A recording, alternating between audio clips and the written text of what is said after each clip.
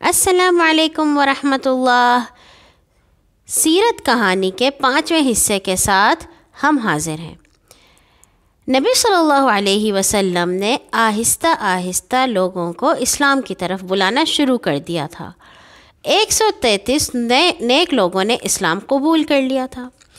جب نبوت کا 4تھا سال شروع ہوا تو اللہ نے ہمارے رسول پاک صلی اللہ علیہ وسلم کو حکم دیا کہ اب آپ اسلام کا پیغام سب لوگوں کو پہنچائیں اور کافروں کی مخالفت کی پرواہ نہ کریں۔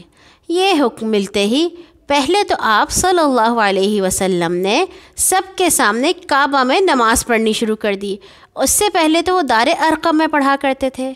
پھر آپ نے 2 مرتبہ اپنے قریبی رشتہ داروں کو کھانے پر بلایا اور ان کو اسلام کی دعوت دی، لیکن دونوں مرتبہ آپ صلی اللہ علیہ وسلم کے ایک چچا ابو لہب نے آپ کی سخت مخالفت کی، کیونکہ وہ بڑا سخت کافر تھا اور اپنے بتوں کی برائی نہیں سن سکتا تھا۔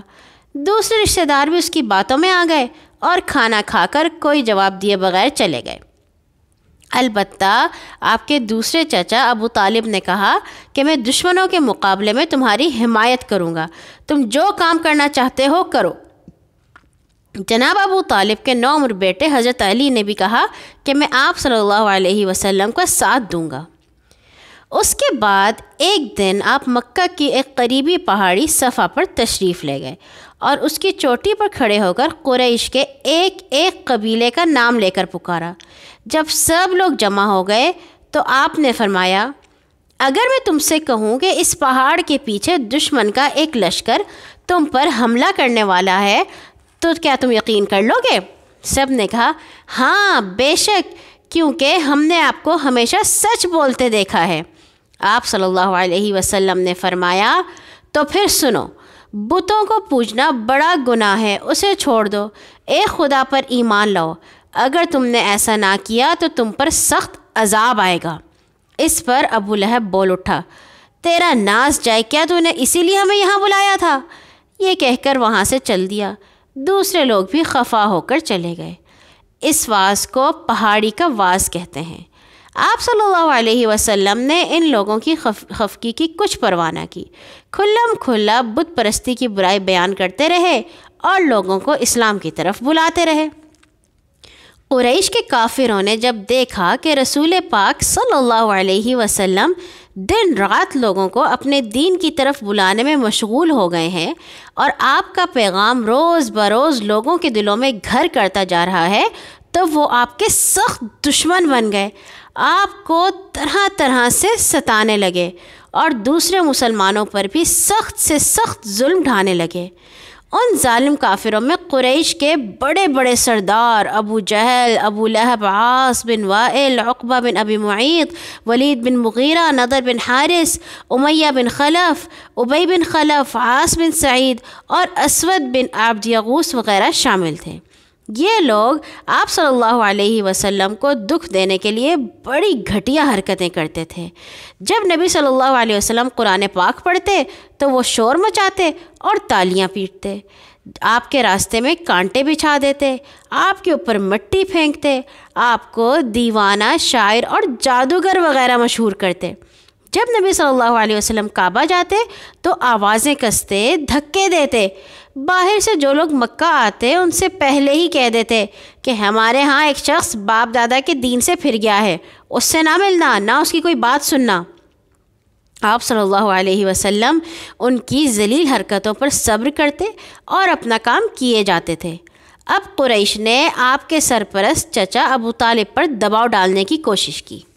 ان میں سے کچھ آدمی اکٹھے ہو کر 3-4 مرتبہ جناب ابو طالب کے پاس گئے اور ان سے کہا کہ آپ محمد کی حمایت چھوڑ دیں۔ جناب ابو طالب نے ہر مرتبہ ان کو ٹال دیا۔ البتہ ایک دن انہوں نے آپ سے کہا، بھتیجے، مجھ بوڑھے پر اتنا بوجھ نہ ڈالو جو میں اٹھا نہ سکوں۔ شفیق چچا کی یہ بات سن کر نبی صلی اللہ علیہ وسلم کی آنکھوں میں آنسو آ گئے اور آپ نے فرمایا، چچا جان، خدا کی قسم، اگر یہ لوگ میرے ایک ہاتھ پر سورج اور دوسرے ہاتھ پر چاند رکھ دیں تب بھی میں لوگوں کو اسلام کی دعوت دینے سے باز نہ آؤں گا۔ ابو طالب نے آپ کا حوصلہ اور پکا ارادہ دیکھ کر کہا، اچھا بھتیجے تو جاؤ، اپنا کام جاری رکھو، میں تمہاری حفاظت کرتا رہوں گا۔ قریش نے اب رسول پاک صلی اللہ علیہ وسلم کو لالچ دینے کی تدبیر سوچی اور 2-3 مرتبہ اپنے کچھ سردار آپ کے پاس یہ پیغام دے کر بھیجے کہ اگر آپ بادشاہ بننا چاہتے ہیں تو ہم آپ کو اپنا بادشاہ بنائے لیتے ہیں، اگر آپ کو دولت چاہیے تو ہم آپ کو اتنی دولت دیتے ہیں کہ آپ مکہ کے سب سے دولت مند آدمی بن جائیں گے، اگر آپ شادی کرنا چاہتے ہیں تو جس عورت سے آپ چاہیں ہم آپ کی شادی کیے دیتے ہیں، بس آپ ہماری اتنی بات مان لیں کہ ہمارے بتوں کو برا نہ کہا کریں۔ آپ صلی اللہ علیہ وسلم نے ان لوگوں کی بات قبول نہ کی اور فرمایا، میں جو چیز تمہارے پاس لایا ہوں اس کو مان لو، اسی میں تمہاری بہتری ہے، ورنہ میرے اور تمہارے درمیان اللہ تعالیٰ فیصلہ کرے گا۔ قریش کے کافروں نے کئی دفعہ آپ کو طرح طرح کی دھمکیاں بھی دیں، لیکن آپ نے کسی کی دھمکی کی پرواہ نہ کی اور اپنا کام برابر جاری رکھا۔ عرب میں ہر سال اوکاز اور مجنہ وغیرہ کے مقامات پر بڑے بڑے میلے لگا کرتے تھے، جن میں دور دور سے لوگ شریک ہوتے تھے۔ آپ ان میلوں میں بھی تشریف لے جاتے اور لوگوں کو اسلام کی طرف بلاتے۔ اسی طرح جب حج کے موقع پر لوگ عرب کے گوشے گوشے سے آ کر منی میں پڑاؤ ڈالتے تو آپ ایک ایک قبیلے کے پاس جاتے اور اس کو اسلام کی دعوت دیتے۔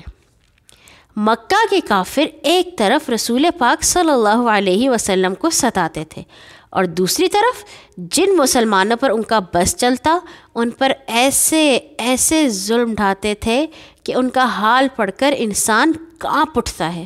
یہ بہادر مسلمان ہر قسم کی مصیبتیں اور سختیاں سہ لیتے تھے مگر اسلام سے منہ نہ موڑتے تھے۔ ظالم کافر اسلام لانے کی سزا میں حضرت بلال رضی اللہ تعالیٰ عنہ کو تیز دھوپ میں گرم ریت پر لٹاتے تھے اور ان کے گلے میں رسی باندھ کر گلیوں میں گھسیٹتے تھے۔ حضرت خباب کو دہکتے ہوئے کوئلوں پر لٹاتے تھے اور گرم لوہا ان کے جسم پر لگاتے تھے۔ حضرت یاسر، ان کے بیٹے عمار اور ان کی بیوی سمیہ رضی اللہ تعالیٰ عنہم کو اتنا مارتے تھے کہ وہ بے ہوش ہو جاتے۔ بوڑھے یاسر یہ ظلم سہتے سہتے فوت ہو گئے اور حضرت سمیہ کو ایک دن ابو جہل نے برچھی مار کر شہید کر دیا۔ حضرت عمار رضی اللہ تعالیٰ عنہ کو ظالم کبھی آگ پر لٹاتے اور کبھی انہیں دیر دیر تک پانی میں غوطے دیتے رہتے۔ حضرت صہیب رضی اللہ تعالیٰ عنہ کو اتنا مارتے تھے کہ ان کے ہوش و حواس جاتے رہتے تھے۔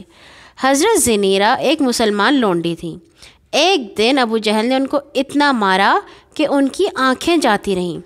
حضرت ابو بکر رضی اللہ تعالیٰ عنہ کو مشرکوں نے ایک دفعہ اتنا مارا کہ وہ زخمی ہو گئے اور سارا منہ سوج گیا۔ حضرت عثمان رضی اللہ تعالیٰ عنہ اسلام لائے تو ان کے چچا نے ان کو رسی میں باندھ کر مارا۔ حضرت عبداللہ بن مسعود نے کافروں کے سامنے قرآن پڑھا تو انہوں نے ان کو بھی بری طرح مارا۔ حضرت خالد بن سعید رضی اللہ تعالیٰ عنہ کے اسلام لانے کا حال ان کے والد کو معلوم ہوا تو اس نے ایک لکڑی سے انہیں اتنا مارا کہ لکڑی ٹوٹ گئی، پھر انہیں قید کر دیا اور بھوکا پیاسا رکھا۔ حضرت زبیر رضی اللہ تعالیٰ عنہ کا چچا ان کو چٹائی میں لپیٹ کر باندھ دیتا، اس قدر دھونی دیتا کہ ان کا دم گھٹنے لگتا۔ حضرت طلحہ رضی اللہ تعالیٰ عنہ کے بھائی نے ان کو حضرت ابو بکر صدیق کے ساتھ ایک رسی میں باندھ کر بری طرح مارا۔ حضرت حارث ابن ابی حالہ نے ایک دن کعبے میں رسول پاک صلی اللہ علیہ وسلم کی حمایت کی تو کافروں نے انہیں اتنا مارا کہ وہ شہید ہو گئے۔ حضرت عامر بن فہیرہ کو ظالم ہر روز بری طرح مارتے تھے، ان کے جسم میں کانٹے چبھوتے تھے۔ حضرت ابو فقیہ ایک بوڑھے مسلمان تھے، ان کے ہاتھ پاؤں باندھ کر پتھریلی زمین پر گھسیٹتے اور گلا گھونٹتے تھے۔ حضرت ابو جندل اسلام لائے تو ان کے والد نے ان کے پاؤں میں بیڑیاں ڈال کر قید کر دیا۔ غرض بے رحم کافر دن رات ایسے ہی ظلم ڈھاتے رہتے تھے۔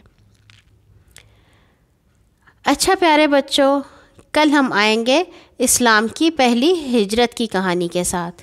اللہ تعالی ہمیشہ آپ کو استقامت اور نیکی کی توفیق دیے رکھے۔ اللہ حافظ۔